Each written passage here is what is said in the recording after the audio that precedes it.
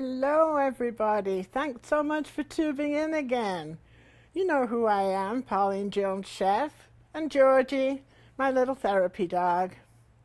Well, today I've got to share with you, in the United Kingdom, although it's not very united anymore, I know, they have public washrooms. And when I was 7.5 months pregnant with my second baby, I'd been on the bus for an hour, and I had to go. And women out there, you all know, when we have to go, especially if we're pregnant, we have to go. And we have to do the dance, and we have to talk, la-di-da, la-di-da, I have to go, I have to go. Went into the public washroom, and like all other public washrooms, there's always an attendant in there. I think they were all related because they were all about 5'5" tall and about just as wide, and they all seemed to need a lip wax. And they all wore glasses. And their whole life was devoted to one thing. You put in the penny in that slot before you went into the toilet. And I was standing there with my legs crossed doing a dance. And there were 2 or 3 people ahead of me, and I was going, oh, please, God, let it go fast. Let the line go fast. I didn't have a penny.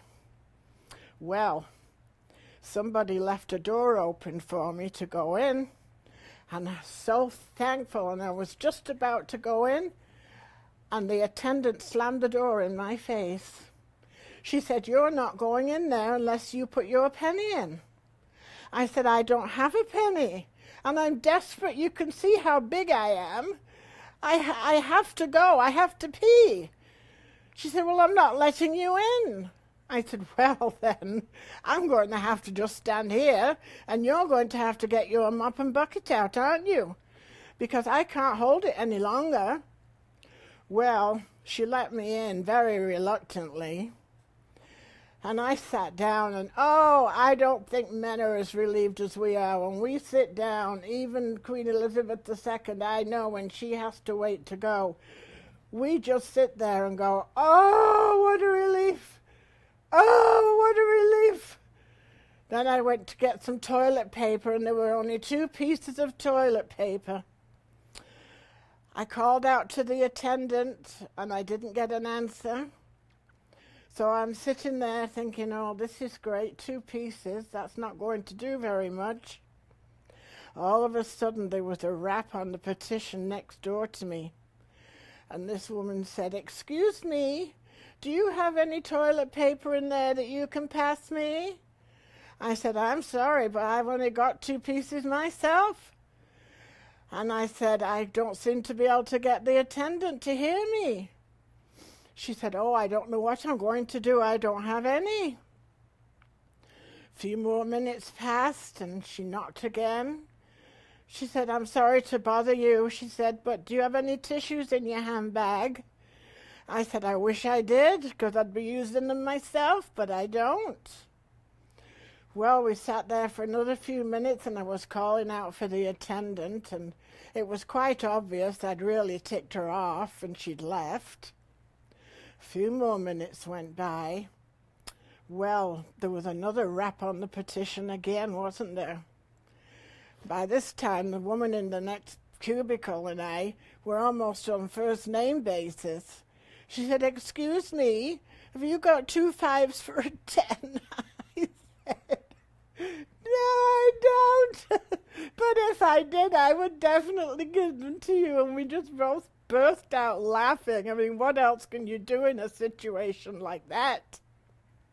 All the public washrooms are the same over there. You just don't even get to wash your hands unless you pay for a towel either. Isn't that terrible? A penny to pee and 3 pennies to get some soap and a hand towel. Well, of course, I didn't get any soap and a hand towel either because I didn't have 3 penny piece either. Anyway, by the time I got out of there, I was just fit to be tied. The woman in the next cubicle and I went out for a coffee together before I went home. I don't like public washrooms, really. Now they're having public washrooms for different people all over the place. You don't really know who's going to come in there anymore, do you?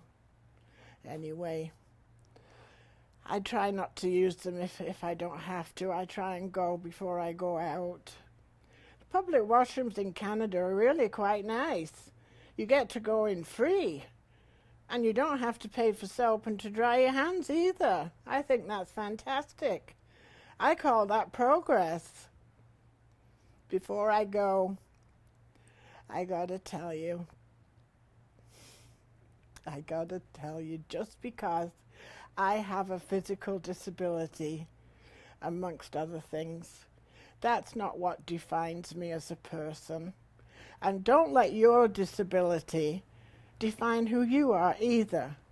If you can talk, you can do something, even if it's only to help people on the phone. We're not disabled.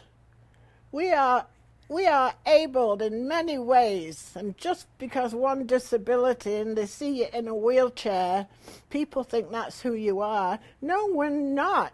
I've got a good brain. I got a good sense of humor, which comes in useful for me all the time. And I hope you can have a good sense of humor too. You've really got to see the funny side of things. I'll tell you what though, you wouldn't believe how many women open doors for us when we go out, when my husband's pushing me in the wheelchair. There's more women than men that open doors for us, and I want to thank everybody for that, and for the men that do it too. And the people in the stores, I wish you'd put less stuff in the aisles, because when you're in a wheelchair, it's like trying to get through an obstacle course, you know. Can you try and make them a little bit more able to get through? I'd really appreciate that, and so would a lot of other people. Thanks for tuning in, everyone. I'll see you next time. Bye-bye for now. Bye-bye.